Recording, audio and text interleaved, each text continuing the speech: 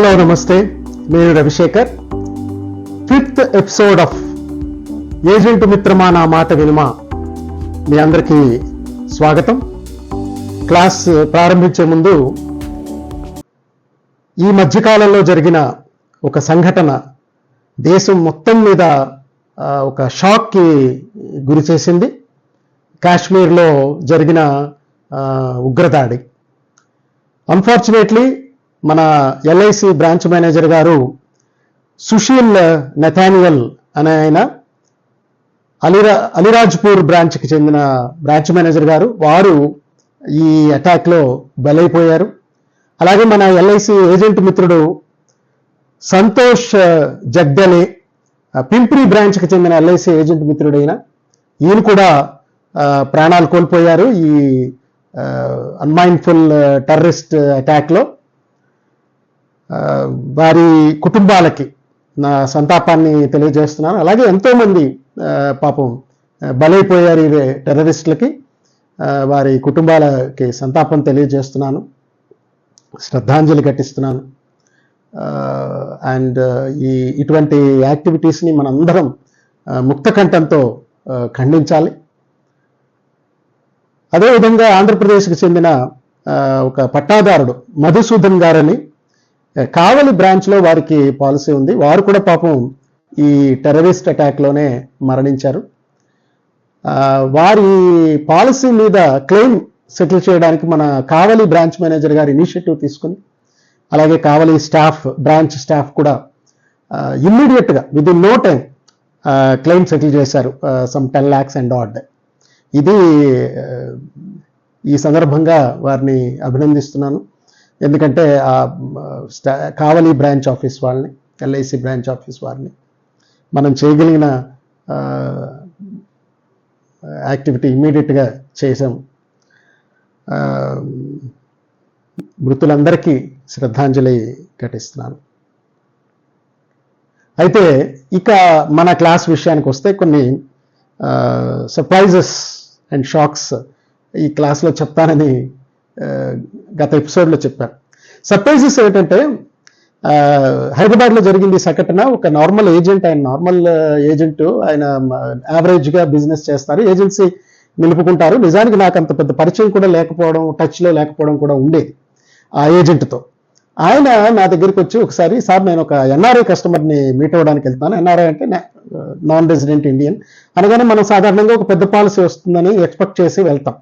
ఆయన నా దగ్గరికి వచ్చి, సార్ ఎన్ఆర్ఐ కస్టమర్ దగ్గరికి వెళ్తున్నాను, 1,00,000-1,50,000 ఇయర్లీ ప్రీమియం వచ్చేటట్టుగా 1-2 కొటేషన్స్.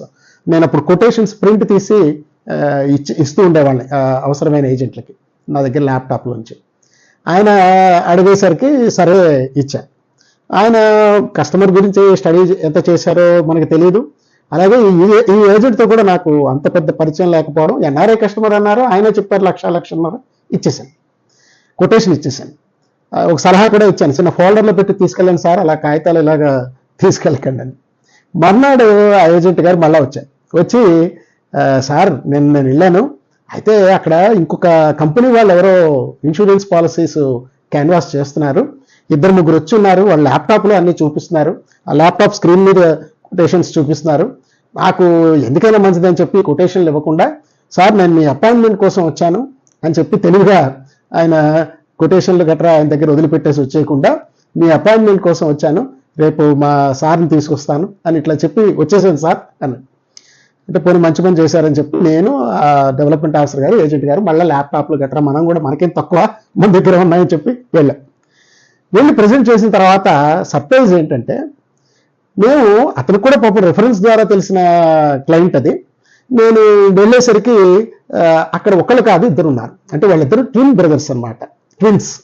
దానివల్ల ఒక పాలసీ మనం క్యాన్వాస్ చేస్తే అదే సిమిలర్ లైన్స్లో ఇంకో పాలసీ వస్తుంది, ఫస్ట్ పాయింట్. రెండోది, వాళ్ళిద్దరికి ఇతనికో పిల్లాడు అతనికో పిల్లాడు, సో వాళ్ళ గురించి కూడా వాళ్ళు చూస్తున్నారు. ఐ థింక్ ఇన్సూరెన్స్ పాలసీ వాళ్ళ లైవ్స్ మీద కూడా. సో దానివల్ల 4 అక్కడ lives, 4 lives. So it was a surprise first, number 1.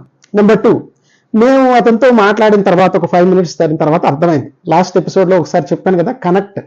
So ఆ కన్వర్జేషన్ తర్వాత అర్థమైంది అతని రిక్వైర్మెంట్స్, అతని ఫైనాన్షియల్ పొజిషన్ ఇవన్నీ కూడా అర్థమయ్యాయి.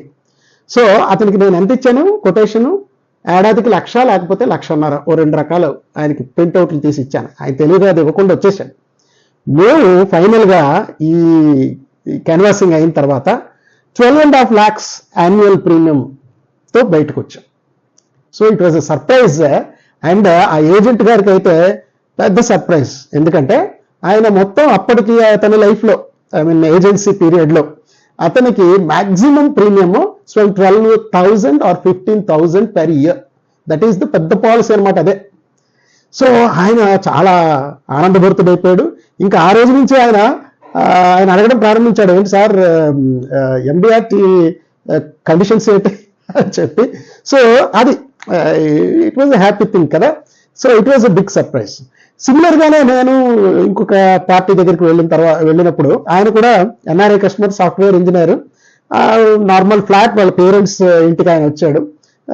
నార్మల్ ఫ్లాట్ నార్మల్ గా ఉంది వాళ్ళ పేరెంట్స్ ది, of course decent and dignified దీంట్లో ఉంది. ఫైనాన్షియల్ ఆస్పెక్ట్ కొంతవరకు తెలుసు, పూర్తిగా తెలియదు. సో మేమేం చేసాం, ఓకే 2.5 lakhs 3 lakhs అట్లా చూపించడం ప్రారంభించాం. అప్పట్లో మేము ప్యాకేజింగ్ చేసేవాళ్ళం.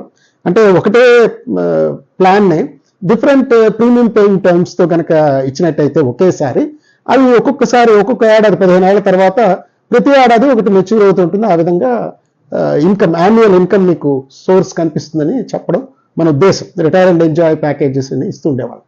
అదే చూపించాను. చూపిస్తే ఆయన ఏమన్నారంటే, సార్ 15 ఏళ్ల తర్వాత మీరు అది వచ్చే ప్రతి ఏడాది వచ్చే అమౌంట్ నాకు సరిపోదు సార్. అంటే దాంతో ఏంటండి, పిండి కొద్దీ రొట్టె అన్నారు. మనం ఎక్కువ పిండి కలిపితే అక్కడ రొట్టెలు ఎక్కువ వస్తాయి, లేకపోతే సైజు కూడా పెరుగుతుంది అని చెప్తే కలపండి సార్ పర్వాలేదని. సో ఆయన దగ్గర పిండి ఎక్కువ ఉందని అర్థమైంది. సో ఫైనల్గా ఇమీడియట్గా మళ్ళీ మార్పు ఇమీడియట్గా చేసి చూపించాను. అయితే చూపించడానికి ముందు నాకే అనుమానం వచ్చింది. ఇంచుమించుగా 14-15 లక్షలు ఇయర్లీ ప్రీమియం వచ్చింది. ఇమీడియట్గా మా డెవలప్మెంట్ ఆఫీసర్, నా పక్కన కూర్చున్న ఆయన డెవలప్మెంట్ ఆఫీసర్ గారు చూపించాను. చూడు ఏం చేద్దాం అంటే, చూపిద్దాం సార్ దాందే ఉంది అన్నాడు ఆయన. దాంతో ధైర్యంగా చూపించాను. ఆయన ఒక్క నిమిషం చూశాడు. ఓకే రిటర్న్స్ ఏమిటి వస్తున్నాయో చూసుకున్నాడు. ఓకే రైట్, ఇట్స్ ఓకే అనేసాడు. అరే it was surprise to us. So it happens. ఫీల్డ్లోని కొన్ని మనం ప్రాపర్గా అసెస్ చేయకపోవడం వల్ల ఫర్ వేరియస్ రీజన్స్ ఇటువంటి సర్ప్రైజెస్ వస్తుంటాయి. అండ్ అనదర్ వన్ షాక్ ఏంటంటే, ఇట్లాంటి ఒక ఎలైట్ కస్టమర్ దగ్గరికి వెళ్ళాము. ఆయన IBM అనుకుంటా, ఇఫ్ ఐ రిమెంబర్ వెల్, అక్కడ పనిచేస్తున్నారు. వైఫ్ అమెరికన్ బ్యాంక్ లో పనిచేస్తున్నారు అనుకుంటా officer. So you can understand the profile of the customer. And straight away ఆయన చెప్పిందే, I'm looking for a unit linked insurance plan అని చెప్పేశాడు. క్లియర్గా ఈజ్ వెరీ క్లియర్ ఆయన చెప్పేశాడు. యూనిట్ అనగానే మీకు తెలుసు లింక్డ్ ప్లాన్స్ అంటారు. నాన్ లింక్డ్ అండ్ లింక్డ్ అంటే మార్కెట్తో లింక్ అయి ఉంటాయి. మార్కెట్ యొక్క రిస్క్ అనేది దీనికి ఉంటుంది. First point. ఇన్వెస్ట్మెంట్కి వెళ్తుంది కొంత అమౌంట్ మనం కట్టేది. అండ్ వేరియస్ ఫండ్స్ ఉంటాయి. ఈక్విటీలో ఎంత ఫండ్ వెళ్ళాలి, డెట్ ఫండ్లోకి ఎంత వెళ్ళాలి, ఈ ఆస్పెక్ట్స్ అన్ని ఉంటాయి. డిఫరెంట్ ఫండ్స్ ఉంటాయి. ఇది చూస్ చేసుకోవచ్చు కస్టమర్. ఇది యూలిప్. ఓవరాల్గా ఇది యూలిప్. అప్పుడు ఉండే ఒక యూలిప్ని మేము ప్రజెంట్ చేయడానికి ప్రయత్నం చేసాం. ఒక యూలిప్ అనగానే మీకు తెలుసు అలొకేషన్ ఛార్జెస్ ఉంటాయి, ఫండ్ మేనేజ్మెంట్ ఛార్జెస్ ఉంటాయి, అండ్ అడ్మినిస్ట్రేటివ్ ఛార్జెస్ ఉంటాయి, అండ్ ఇలా సో వేరియస్ ఛార్జెస్ ఉంటాయి. అండ్ మోర్టాలిటీ ఛార్జెస్ ఉంటాయి. మోర్టాలిటీ ఛార్జెస్ అంటే cost of the cover, life insurance cover, సింపుల్గా చెప్పుకోవాలంటే. ఈ మోర్టాలిటీ ఛార్జెస్ మారుతూ ఉంటాయి ఏజ్ బట్టి. ఏజ్ బట్టి అంటే దాని ఉద్దేశము ఈ రోజు ఏజ్ బట్టి కాదు, మన ఏజ్ పెరుగుతూ ఉంటుంది కదా ప్రతి ఏడాది. ఆ పెరుగుతున్న ఏజ్ బట్టి మోర్టాలిటీ ఛార్జెస్ కూడా మారుతూ ఉంటాయి ఆ యూనిట్లో. సో బ్యాలెన్స్ ఇన్వెస్ట్మెంట్కి వెళుతుంది. ఇది బ్రాడ్గా దాని యొక్క స్ట్రక్చర్, యూలిప్ యొక్క స్ట్రక్చర్. ఆయన మేము వెళ్ళేసరికి ఆల్రెడీ వేరియస్ కంపెనీస్ యొక్క యూలిప్స్ ఆయన అబ్జర్వ్ చేసి ఉన్నారు. మన యూలిప్ని ప్రజెంట్ చేసాం. చేయగానే he is very much looking for the mortality charges. Mortality charges 45 years age వరకు ఓకే. మన LICతో కంపేర్ చేసుకుంటే ఇంకొక కంపెనీ తాలూకా మోర్టాలిటీ ఛార్జెస్ కంపేర్ చేసుకుంటే దే ఆర్ ఓకే. మన ఛార్జెస్ బాగానే ఉన్నాయి, ఒక రవ్వంత తక్కువే ఉన్నాయి. బట్ ఏజ్ 45 దాటిన దగ్గర నుంచి అక్కడ కంపెనీ తాలూకా మోర్టాలిటీ ఛార్జెస్తో కంపేర్ చేసుకుంటే మన LIC తాలూకా యూలిప్ తాలూకా మోర్టాలిటీ ఛార్జెస్ రవంత ఎక్కువ ఉన్నాయి. అలా పెరుగుతున్నది ఏడాది. It was a shock. మాకు కూడా అరే ఇలా ఉందా అని చెప్పి అనిపించింది ఆ క్షణానికి. ఆయన అది చూపించాడు. చూపించి సార్ సి మోర్టాలిటీ ఛార్జెస్ పెరిగిపోతున్నాయి. దానివల్ల ఏంటవుతుంది, నా అమౌంట్ ఇన్వెస్ట్మెంట్కి వెళ్ళేది తగ్గిపోతుంది కదా, అది ఆయన వాదన. రైట్. అయితే ఒక్క క్షణం మేము షాక్కి గురయ్యాం, కంగారు పడ్డాం. అయితే ఇమీడియట్గా తేరుకొని, మీకు ఇందాక చెప్పాను అలొకేషన్ ఛార్జెస్ ఉంటాయి. అంటే మనం డబ్బులు కట్టగానే నెంబర్ ఆఫ్ యూనిట్స్ అలొకేట్ అయ్యేటప్పుడే ఛార్జెస్, అప్ ఫ్రంట్ ఛార్జెస్ ఉంటాయి. తర్వాత ఫండ్ మేనేజ్మెంట్ ఛార్జెస్, ప్రతి ఏడాది పలానా ఫండ్ మేనేజ్ చేయడానికి వీలుగా ఫండ్ మేనేజ్మెంట్ ఛార్జెస్, అవి మనం ఏ ఫండ్ చూస్ చేసుకున్నాము, గ్రోత్ బ్యాలెన్స్డా, దాని మీద ఆధారపడి ఉంటుంది. అండ్ అడ్మినిస్ట్రేటివ్ ఛార్జెస్, ఇలా వేరియస్ అదర్ ఛార్జెస్ కూడా ఉంటాయి. అయితే ఆయన మోర్టాలిటీ ఛార్జెస్ మీద ఫోకస్ పెట్టాడు తప్ప మిగతా ఛార్జెస్ మీద ఫోకస్ పెట్టలేదన్న విషయం మనకు అర్థమైంది. ఎందుకంటే ఈ పర్టికులర్ ఛార్జెస్ అన్నీ కూడా మనకి తక్కువ. అండ్ మన మోర్టాలిటీ ఛార్జెస్ కూడా ఏజ్ 45, అతనికి 35, 32 లోపలే ఉంటాయి, around that. So after 10 years or 15 years అక్కడ మోర్టాలిటీ ఛార్జెస్ పెరుగుతున్నమాట వాస్తవం రవంతా. అయితే ఇక్కడ మిగతావి తక్కువ ఉన్నాయి కదా, అప్ ఫ్రంట్ తక్కువ ఉన్నాయి కదా. సో ఇమీడియట్గా మేము అతని దృష్టికి ఈ విషయాన్ని తీసుకొచ్చాం.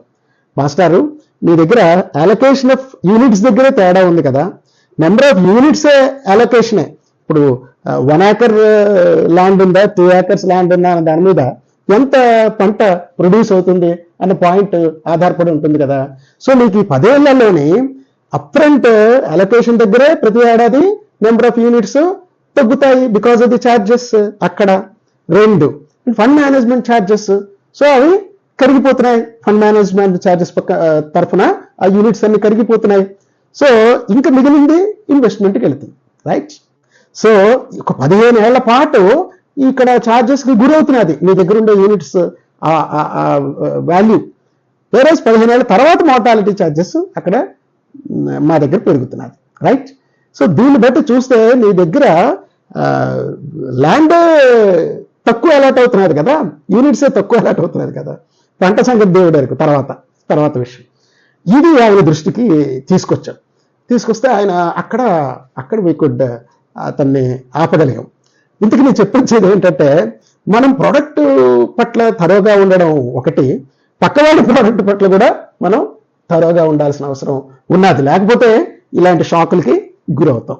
అందుకని we should be careful in the field. Surprises ఉంటాయి, షాకులు ఉంటాయి. ఏదేమైనప్పటికీ ఇట్స్ ఎన్ ఎక్స్పీరియన్స్. ఏదైనా సరే ఇట్స్ ఎన్ ఎక్స్పీరియన్స్.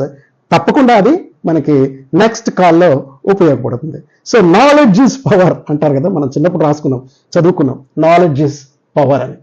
అయితే నాలెడ్జ్ ఈజ్ నాట్ పవర్ అంటున్నారు కూడా. అది ఎలా? నెక్స్ట్ ఎపిసోడ్లో చూద్దాం. Thank you.